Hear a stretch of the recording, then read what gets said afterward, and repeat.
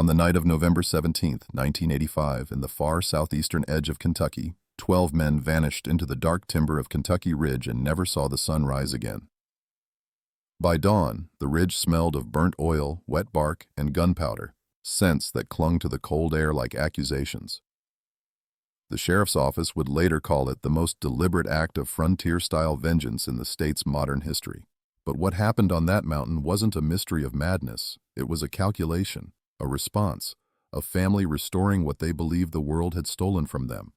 And all of it began with a logging truck that disappeared from a gravel lot just after dusk. A machine worth maybe $3,000 on a good day, with a cracked head gasket and a winch that jammed when the temperature dropped too low. A small thing, a foolish thing. But on Kentucky Ridge, in 1985, small things still had the power to open the door to catastrophe.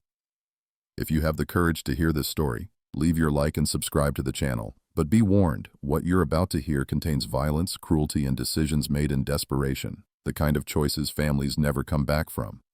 Kentucky Ridge is not a town so much as a long spine of hardwood forest pressed between the Virginia line and the shadow of Pine Mountain. Back then, about 1,600 people lived along its curves and hollows, spread across cabins, trailers, and old company houses that leaned the way tired men do after a lifetime's worth of labor. The roads were narrow and tight, switchbacks carved by logging trucks and coal haulers over decades. In fall, the leaves turned copper and burgundy, clinging to the steep slopes like scales. In winter, the wind came off the ridge with a bite that cut through denim and wool. It was a place where most families could trace their roots back 5 generations. People who'd mined the mountain, cut its timber, hunted its game. Men who woke before dawn to check traps or drive trucks loaded with logs slicked by morning frost. If someone broke down on the ridge, neighbors came with chains and thermoses of coffee. If someone misbehaved, neighbors came with the sheriff or with something less polite. There were no real strangers on Kentucky Ridge, only kin you liked and kin you tolerated. But the year 1985 had torn the ridge open. Coal jobs were disappearing. Timber contracts were drying up. A once booming sawmill in nearby Laurel Gate closed its doors in July, putting 62 men out of work. Unemployment rose past 18% in the county, though locals said the real number was worse. Creditors circled. Bankers from Lexington sat in pickup trucks outside homes that owed back taxes. In a place where self-reliance was a badge of honor, nothing was more humiliating than a repo man walking up your steps. The Dalton family felt that humiliation more sharply than anyone. Ray Dalton was 60 that year, though the deep creases in his face made him look older. He'd spent 40 years in timber, felling trees, shaping boards, teaching younger men how to move through the woods without getting themselves killed. His hands were thick, scarred, permanently blackened along the creases from decades of engine grease and bark dust. His shoulders slumped slightly from a back injury in '72 when a cable snapped and sent him sliding down a slope into a pile of shale. But his voice still carried the low, steady timbre of a man whose confidence came from competence, not bravado. Ray's wife, Martha, died in '78. After that, it was just Ray and his 3 boys in the house at the top of Dalton Hollow. Wade, 38, Emmett, 36, and Russell, 31. All of them worked in some part of the timber trade, cutting, hauling, milling, moving from contract to contract like a small, efficient army. The Dalton boys were known for 2 things. They worked harder than anyone else, and they fought harder than anyone else. Not criminals, not drunks, just men who believed in a code that predated the state line. You don't touch another man's tools, you don't steal another man's vehicle, and you don't take bread off another man's table unless you're prepared to argue with a rifle in your hands.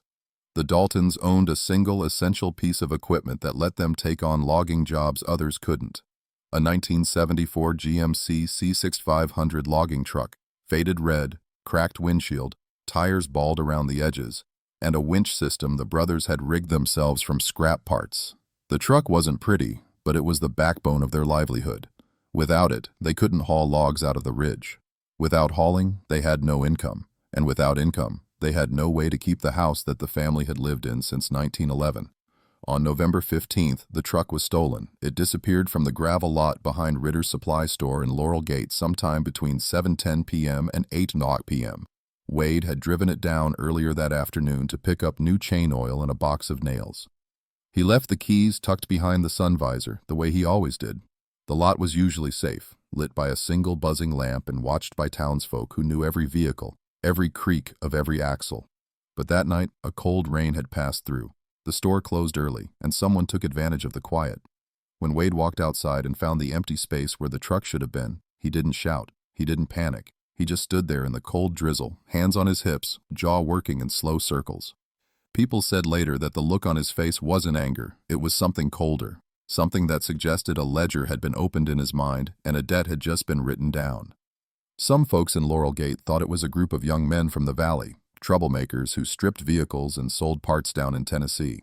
Others whispered about a feud between the Daltons and a crew from Ridgepoint who'd lost a timber contract to them the month before. The sheriff took a report but didn't sound hopeful. Stolen trucks rarely came back intact. Bits and pieces might turn up in a ditch or on a logging trail, but that was small comfort to a family hanging by a thread. When Wade returned home and told his father, Ray didn't curse. He didn't stand up from his chair. He just closed the pocket knife he'd been sharpening and set it on the table. "Then we find it," he said quietly, "and we find whoever took it." The brothers began asking around the next morning, first quietly, then with increasing pressure. They checked gas stations, garages, junkyards, and bars. They questioned men who owed them favors and men who owed them trouble. They listened for slips, for rumors, for any mention of someone suddenly in possession of truck parts they couldn't afford yesterday. By the second night, they had a list, 12 names, not all of them thieves, not all of them guilty, but all connected by rumor, debt, or geography to the disappearance of that truck. 12 men who might have had a hand in the theft. 12 men who might have profited from it, or 12 men who might have merely known and kept quiet. The Daltons didn't care which, because on Kentucky Ridge, silence could be as treacherous as theft. 36 hours after the truck went missing, the Dalton brothers loaded their rifles, packed their gear, and walked into the forest with their father. They weren't searching anymore. They were hunting, and they believed justice wasn't something you waited for. It was something you delivered. The morning of November 17th began with a hard frost clinging to the pine needles like shards of glass. Breath hung in the air in pale ribbons, and the sun, low and muted, cast long, cold shadows across Dalton Hollow. The brothers rose before first light. They moved without speaking, as if the plan had been rehearsed long before the truck ever disappeared. By 5:10 a.m., 3 rifles were laid across the kitchen table. Boxes of .30-06 rounds were arranged beside them. A canvas bag held rope, thermoses of coffee, strips of jerky, and a folded county map marked with 12 black dots. Ray stood over the map for a long time. "We start with the closest," he murmured. "Then we work our way out. Don't rush. Don't talk more than you have to. We go quiet." Wade watched him, jaw set. Emmett pulled on his coat, fingers moving with slow determination. Russell checked the rifles a final time, hands steady, eyes unblinking. To anyone else, they looked like men preparing for another long day in the woods. To the Daltons, they were preparing for something they believed the world had forced their hand into. To understand what came next, you have to understand the Dalton way of thinking. They weren't outlaws. They weren't vigilantes by nature. They were men carved by scarcity and shaped by obligation. Obligation to family, to their hollow, to the lineage behind them. When something essential was taken from them, something irreplaceable, the response wasn't negotiation. It was restoration. And on Kentucky Ridge, restoration was often done with quiet steps and heavy resolve. Their first stop was the cabin of Clyde Merriman, a 45-year-old mechanic who lived alone near the base of the ridge. Clyde wasn't a thief by trade, but he had a reputation for knowing when stolen vehicles passed through the valley. His porch light was still on when the Daltons approached, boots crunching on frost-laced gravel. Wade knocked, once, twice. Then Clyde cracked open the door, eyes bleary with sleep. "You hear about anyone hauling a GMC out of Laurel Gate Friday night?" Wade asked. Clyde rubbed his face. "Maybe, maybe not. Lot of talk going around." "Who?" Clyde hesitated. A long, trembling breath fogged the air between them. "Boys from the valley. Maybe the Harper group. They were drinking hard, bragging loud." "Names?" Wade asked. Clyde shifted. "Heard Lou Harper, maybe Jess Dixon. The rest I ain't sure." Ray stepped forward, his voice low as frost settling on bark. "If you're lying, we'll know by sundown." Clyde swallowed hard. "Ain't lying. That's what I heard." The Daltons walked away without another word. They didn't harm Clyde. He wasn't on the list. He was just a waypoint. With the new information, the list doubled in clarity. The Harper Group had been trouble for years. Cocky, reckless men who ran small-time thefts and moonshine deals across county lines. They weren't the type to think twice about lifting a truck if they needed cash. But even that explanation didn't satisfy Ray. A theft that bold, that specific, suggested something deeper. Maybe a contract dispute, maybe jealousy, maybe revenge for a slight no one but the thieves remembered. Regardless, the Daltons were no longer tracing the truck. They were tracing intent. The second name on their list was Jess Dixon, 28, who lived with his mother in a leaning blue house near the river bend. Jess had been seen driving a stripped Chevy the week before, a car that some locals said came from a chop shop across the state line. When the Daltons reached Jess's house, he was on the porch, lighting a cigarette with shaking hands. Whether from the cold or his nerves, no one knew. He saw them coming and froze. "You know why we're here?" Emmett asked softly. Jess swallowed. "Look, I heard something, that's all." "What?" Russell said. Jess flicked ash off his cigarette. "Truck went through Granger's Mill Road sometime past 9. I didn't see who was driving. Just heard the engine. Sounded rough. Might have been yours. Might have been someone else's." Wade stepped closer. "Who told you?" Jess shifted. "Lou. Said he saw it too. Said you boys were going to be madder than hell come morning." Ray stared at him for several seconds. Jess's eyes darted, unfixed, searching for an exit that didn't exist. "You on the list?" Ray asked quietly. Jess shook his head frantically. "No, sir, I ain't touched your truck. I swear it." Ray looked at Wade, then turned away. "Let's go." They left Jess trembling on the porch, cigarette burning down to the filter. 2 stops. 2 men spared. But the Dalton ledger didn't shrink. It grew sharper, cleaner, more defined. By midday, they reached the Harper farm, an old peeling white house resting crookedly on red Tennessee clay. 3 trucks sat out front, hoods open, engines in various stages of disassembly.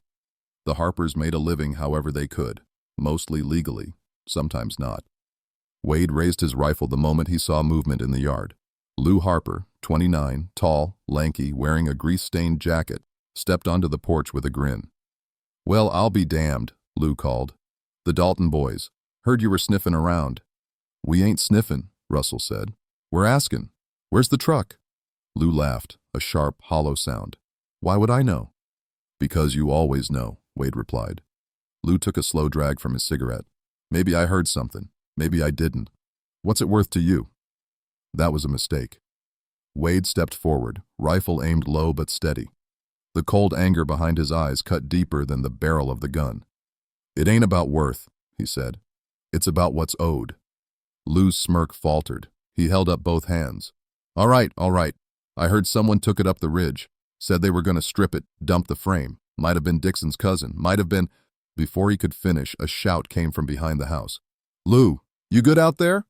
Another Harper, Clay, older, broader, stepped out with a shotgun slung casually over his shoulder.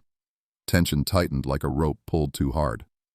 "We ain't here for a fight," Ray said, though his voice had iron threaded through it. "We just want the truth." Clay's eyes narrowed. "Truth is, your truck's gone, and this ridge ain't yours to police." Wade's jaw clenched. Emmett shifted his stance. Russell's thumb brushed the safety of his rifle. The Harper brothers seemed to recognize the energy in the air, the kind that changes the direction of a man's life in a single breath. Clay exhaled. "Look, Dixon's cousin, Mac Price. He was bragging last night at the mill house. Said he got a good haul. Said it'd keep him fed till spring." Ray nodded slowly. The line was clear now. The theft wasn't random. It had names, faces, intent. As they left the Harper farm, Wade glanced back once. Lou stood stiff on the porch, arms crossed tightly over his chest. Clay watched with a look that wasn't fear, but calculation. The kind of calculation that meant the ridge would soon have more than one storm breaking over it. Back in the woods, Ray unfolded the map again. He circled a new name, Mac Price, a known scavenger.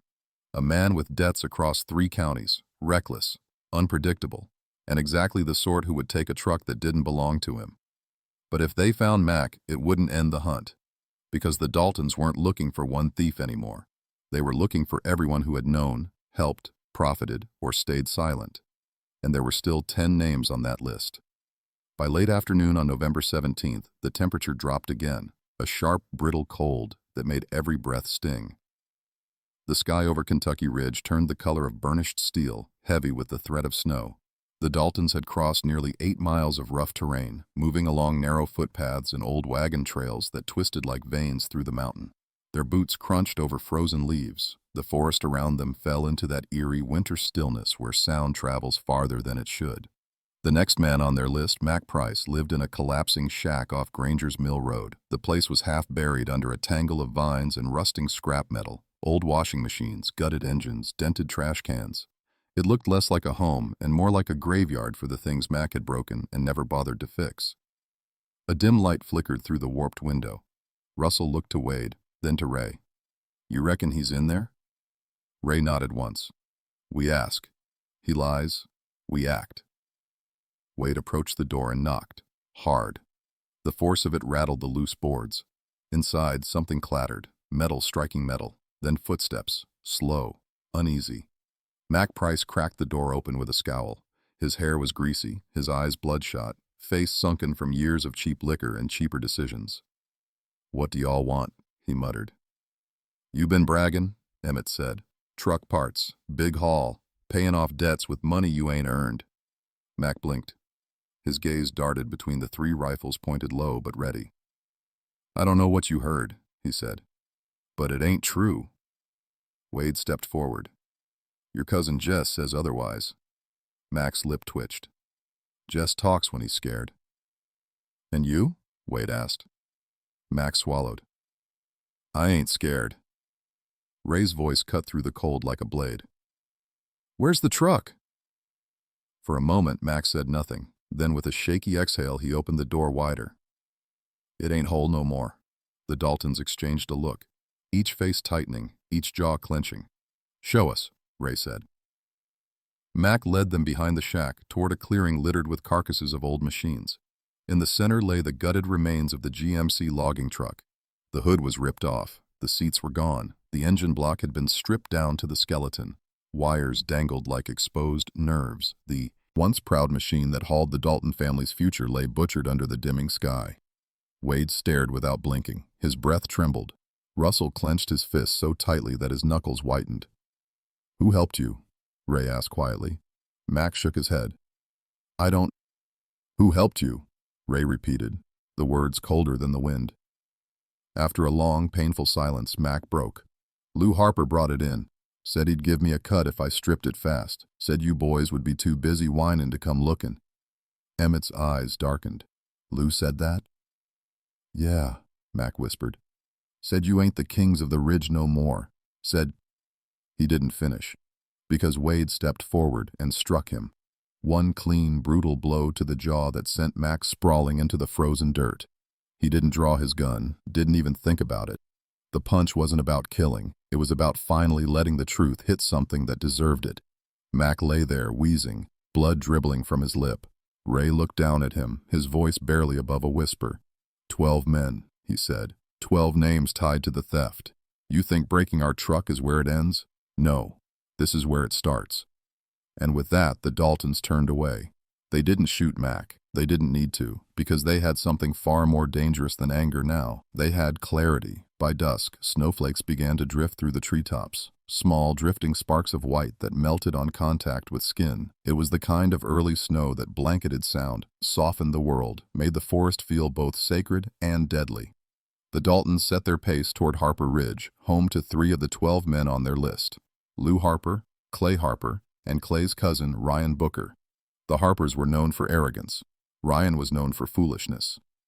Together, they made the kind of trouble that spread like fire through dry brush.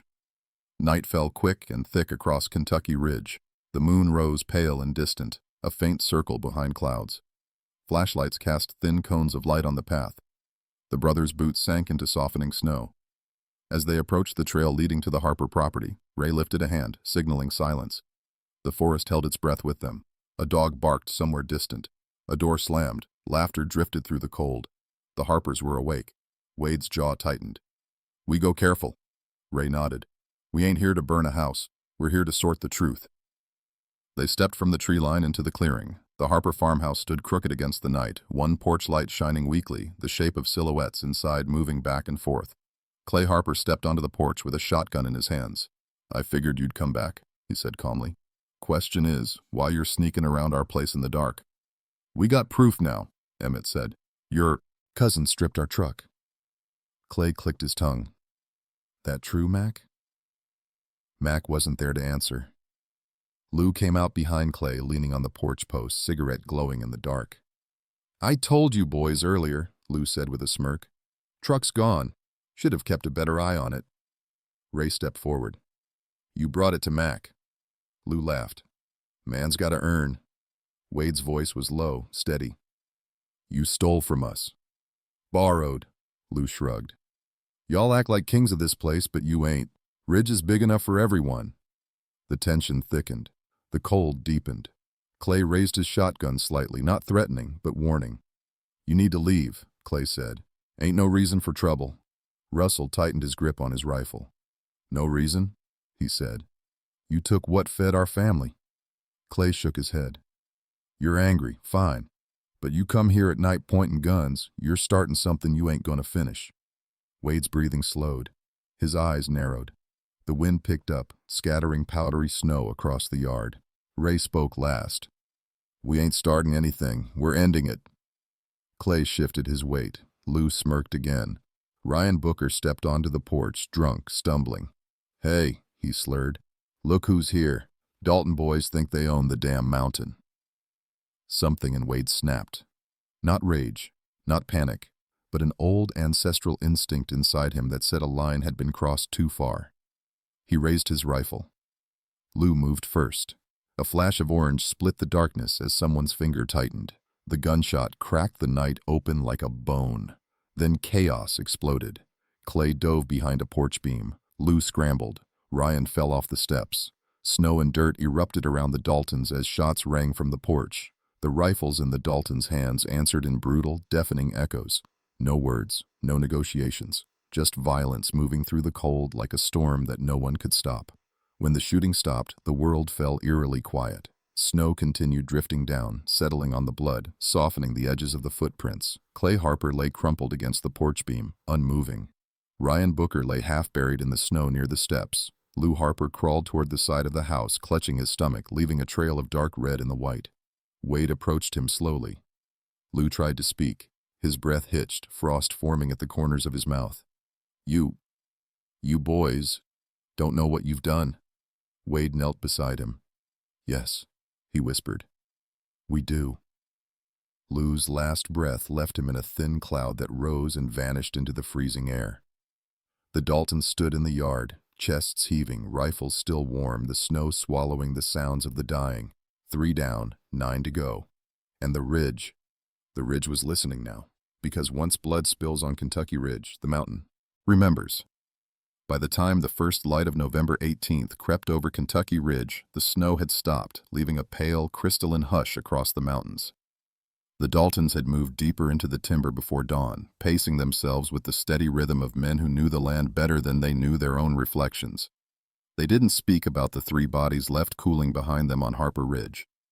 On the mountain, silence was the only prayer a man could give after violence. But word travels fast on a ridge where neighbors can read a person's footsteps as easily as handwriting. Before noon, whispers had already reached Laurel Gate. "Gunshots up near Harper Ridge. Clay and Ryan are down. Lou didn't make it. Daltons are hunting for the rest."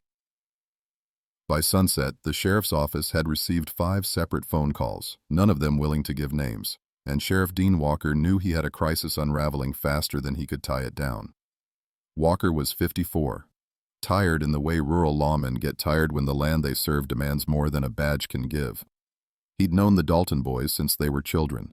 He'd fished beside Ray in the summers. He knew the difference between Dalton anger and Dalton purpose, and what he heard in the frightened voices on the phone told him purpose was what he was dealing with now. He drove out to Harper Ridge, tires crunching over frozen mud, heart sinking as he stepped into the yard. Blood had pooled and frozen into dark streaks across the snow. Bullet holes punctured the porch beams. Clay lay where he had fallen. Ryan lay half under the steps. Lou's body was slumped against the side wall, eyes half closed as if he'd tried to watch the sunrise and didn't make it. Sheriff Walker cursed under his breath and leaned against the railing, the cold wind slicing across his face. "This ain't justice," he whispered. "This is war." Meanwhile, the Daltons followed the trail leading to the next two men on their list, brothers Avery and Tom Weathers, small-time thieves with a reputation for opportunism. The Weathers boys weren't bold enough to steal a truck themselves, but they often handled stolen parts for a cut.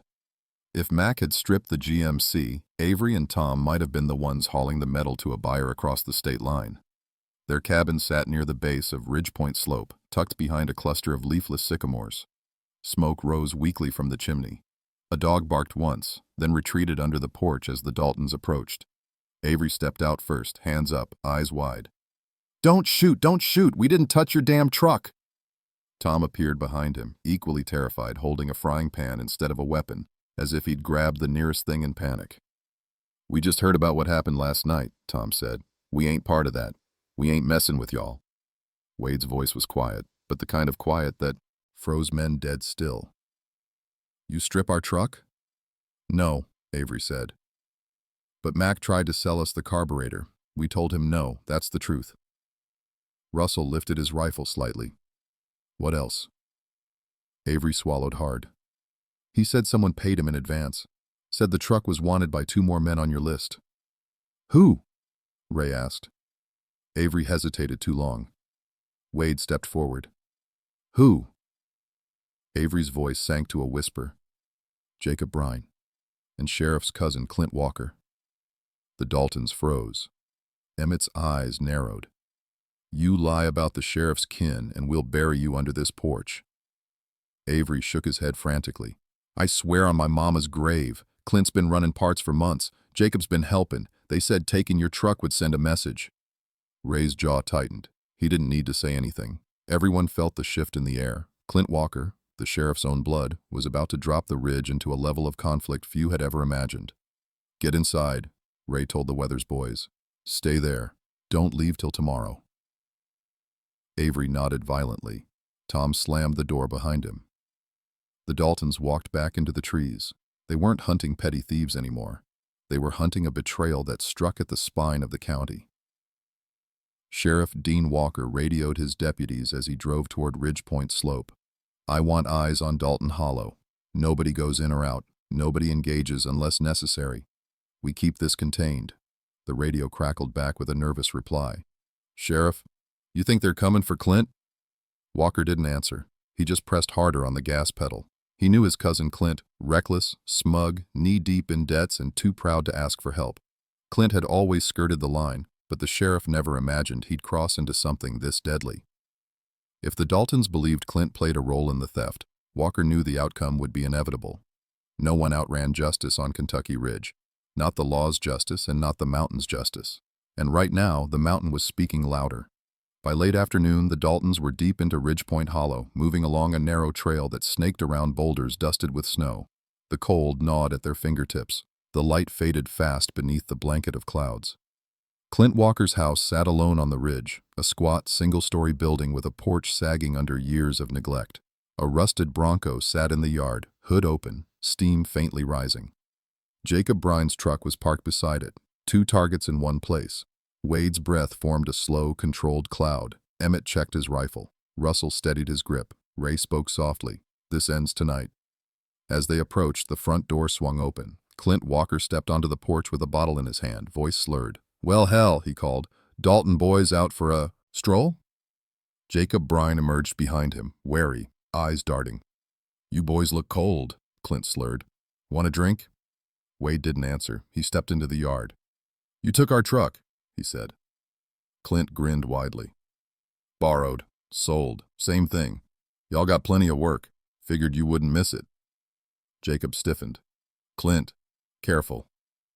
But Clint couldn't hear careful through the liquor buzzing in his veins. He took another swig and pointed at Wade. "You Daltons think you're kings," he said. "But kings fall. Especially old ones." Ray's voice was gravel dragged across stone. "You're gonna answer for what you did." Clint scoffed. "Ain't answering to you." Jacob reached for the door. Instinct, maybe fear. But the gesture made Wade lift his rifle half an inch. And Clint, drunk, reckless, raised his bottle as if it were a weapon. The moment froze. The Daltons inhaled. Clint's lip curled, and someone, no one would ever know who fired first, pulled the trigger. Gunfire erupted across the ridge. Jacob fell instantly, a clean shot through the chest. Clint stumbled back, still clutching the bottle, which shattered across the porch as he collapsed, blood mixing with broken glass. Ray approached the fallen men, breathing hard, shoulders slumped under the weight of what had become inevitable. Emmett whispered, "Sheriff's gonna be on us like wildfire." Ray nodded. The expression in his eyes was not regret. It was resignation. There was no turning back now. 7 down, 5 to go. And the ridge was no longer whispering. It was screaming. Sheriff Walker arrived at Clint's house 20 minutes later. When he saw his cousin lying in the snow, eyes open, blood pooling, something inside him cracked. The kind of crack that doesn't echo outward but collapses inward. He knelt beside the body, snowflakes landing on Clint's still warm skin. He didn't cry. He didn't shout. He didn't curse. He just closed Clint's eyes with 2 trembling fingers. Then he stood, slowly, deliberately, and he radioed the only words that could change the ridge in an instant.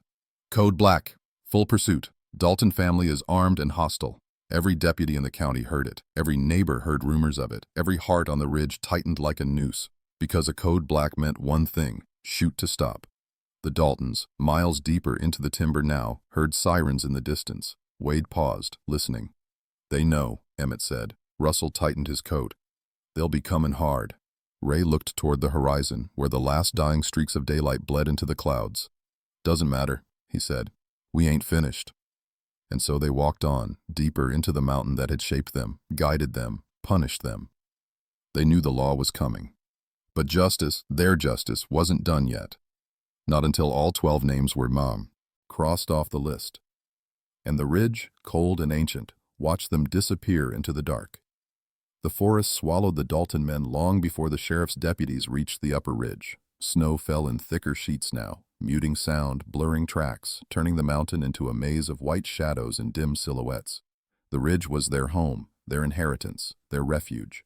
But on that night, it also became their battlefield. 5 names remained on the list. 5 men who had either touched the Dalton truck or profited from its disappearance. 5 men who, in the eyes of Ray Dalton, bore the weight of the same betrayal. The next target lived deep in the timber camp near Old Mine Road, an outpost of rusted trailers and collapsing sheds. Calvin Hobbs, 42, a part-time logger and full-time opportunist. Hobbs had a reputation for buying stolen engines and reselling them in Tennessee. It was said he'd once paid for a hunting cabin using nothing but stripped truck parts. When the Daltons reached his trailer, a generator hummed softly outside. Light spilled through the window. Hobbs was awake. Wade approached the door, the snow crunching beneath his boots. He knocked once. Hobbs opened the door halfway, a cigarette tucked behind his ear, his jacket half unbuttoned. "Well," he muttered, "I heard y'all were coming." Wade didn't lift his rifle. He didn't have to. The silence behind him, Ray, Emmett, Russell, was enough to twist Hobbs's expression into something between fear and resignation. "We want the truth," Ray said. "What part did you play?" Hobbs raised both hands. "Look, I didn't steal it, I swear that, but I ain't blind. Folks been talking. Max sold me the alternator yesterday morning. Said it came off a truck he got from the Harpers. I gave him $100 for it, that's all. I didn't know it was yours till the news started flying." Wade stared at him. Snowflakes landed on his hair, melting instantly. "Who else bought parts?" he asked. Hobbs swallowed. 2 men, Lonnie Vess, Carl Henson. Both from the lower ridge, that's it. They just buy whatever Mac brings. Ray nodded slowly. "You're done dealing in stolen parts." Hobbs bobbed his head in frantic agreement. Never again. And for reasons only the Daltons understood, Hobbs's name was crossed off without blood. Maybe because he talked quickly. Maybe because he didn't lie. Maybe because his role felt like scavenging more than betrayal. But Lonnie Vess and Carl Henson, those 2 had reputations that made even thieves cautious. Men who stole without need, who bragged about it, who cut corners and claimed pride in it. The Daltons left Hobbs shaking on his porch and trekked through the dark toward the lower ridge. Lonnie Vess lived in a 2-room shack near the waterline, a place where the river cut deep into the earth and the mist hung low. The wind howled between the rocks, and the trees swayed like mourners. When the Daltons reached his door, they heard voices inside, laughter, the clink of bottles. Lonnie wasn't alone. Wade checked his rifle. "We go careful." Ray nodded. "No shooting unless it's earned." They stepped quietly onto the porch. Emmett knocked. The laughter inside stopped instantly. A chair scraped. Someone whispered too loudly. Then Lonnie's voice. "Who's there?" "The men you owe answers to," Ray said. The door opened an inch. Lonnie's face appeared, thin, bearded, eyes darting like trapped birds. "You Daltons?" he asked. Wade didn't answer. He pushed the door open with the barrel of his rifle. Inside sat Carl Henson, stocky, red-faced, holding a bottle of cheap whiskey. Both men froze when they saw the brothers step through the doorway. Ray moved to the center of the room. Wade closed the door behind them. "You bought pieces of our truck," Ray said flatly. Lonnie swallowed. "We didn't know it was yours." "You knew," Wade replied. "You always know." Carl shifted uneasily.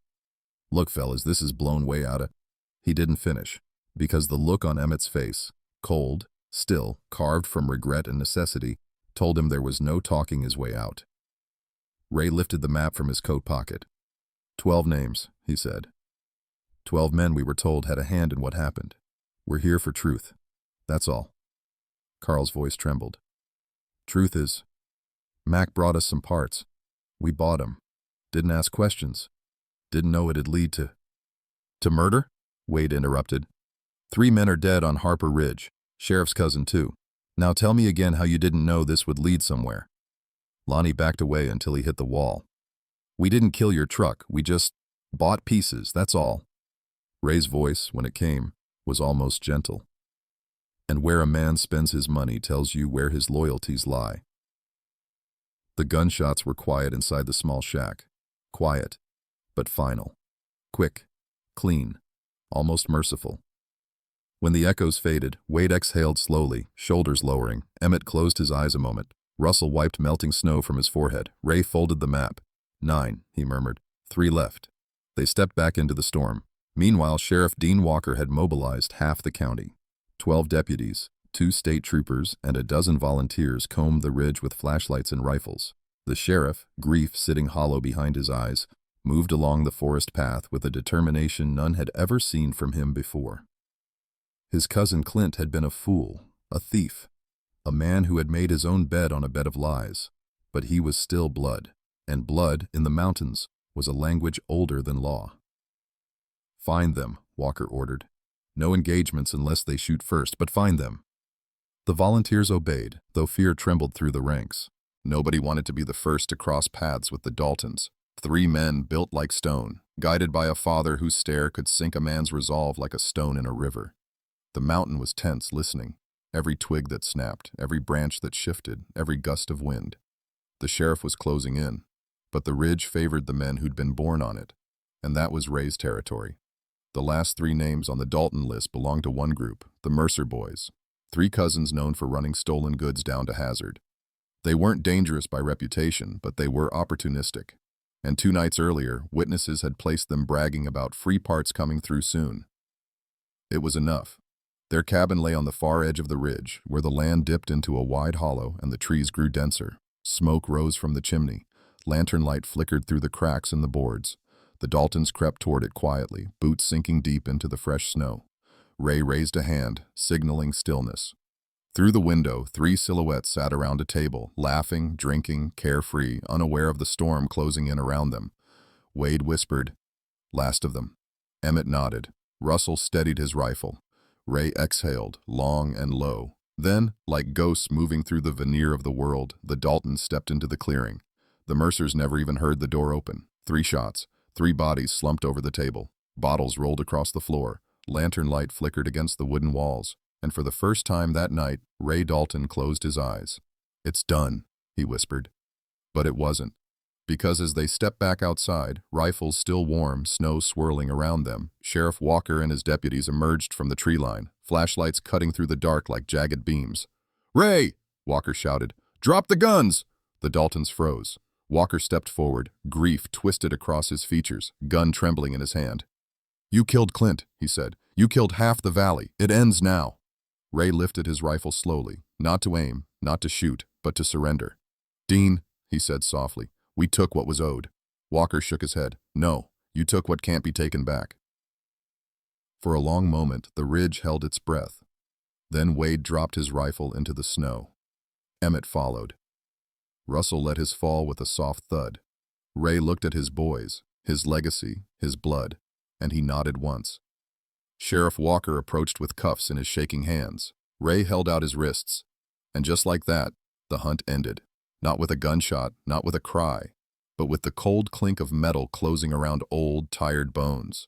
The trial took place in February 1986 during a bitter winter that froze the courthouse steps and kept most townspeople inside. But on the first day of the Dalton trial, the building was packed. People filled the halls, leaning against walls, whispering behind gloved hands. The prosecution laid out a timeline painted in blood. 12 dead. 4 shot on Harper Ridge. 2 shot near Ridge Point Hollow. 2 shot in a shack by the river. 3 Mercer cousins near the far hollow. And 1 body, Jacob Brine, found on Clint Walker's porch. The defense argued desperation, betrayal, economic collapse, a livelihood destroyed. Ray Dalton took the stand and spoke without anger, without remorse, without embellishment. "They took my family's future," he said. "I took back what was owed." The jury deliberated for under 3 hours. Guilty, guilty, guilty. All 4 Daltons, Ray, Wade, Emmett, Russell, received life sentences without parole. No outbursts, no cries, just quiet acceptance. Ray nodded once before deputies led him away. In prison, Ray Dalton aged quickly. His back stiffened, his voice softened, his eyes dimmed but never fully closed to the memories of the ridge. He died in 1994, sitting on his bunk with a folded map of Kentucky Ridge tucked under his pillow. His last words to the prison chaplain were simple: "The mountain remembers." Wade lasted until 2001, when illness took him in the infirmary. Emmett and Russell remained behind bars, their days fading into routine, their nights haunted by gunshots echoing through the timber of their memories. Kentucky Ridge never forgot. Some said the mountain still carried the echo of that winter, the echo of 12 men hunted over a stolen truck, and 4 men who believed honor was worth the cost. Others whispered that if you walk the ridge at night, you can still hear Ray Dalton's footsteps moving through the snow, steady and sure, carrying the weight of a justice too heavy for any courtroom to bear. And the question that remains, long after the blood washed into the soil, is simple. When everything you own, everything you are, is taken by another man's greed, how far would you go to take it back? If this story made you think about justice, desperation, and the price paid when men believe the law no longer protects them, leave your like and subscribe for more stories from the forgotten corners of America. And remember, some debts, once written down, never truly disappear. Because on Kentucky Ridge, the mountain never forgives, and it never forgets.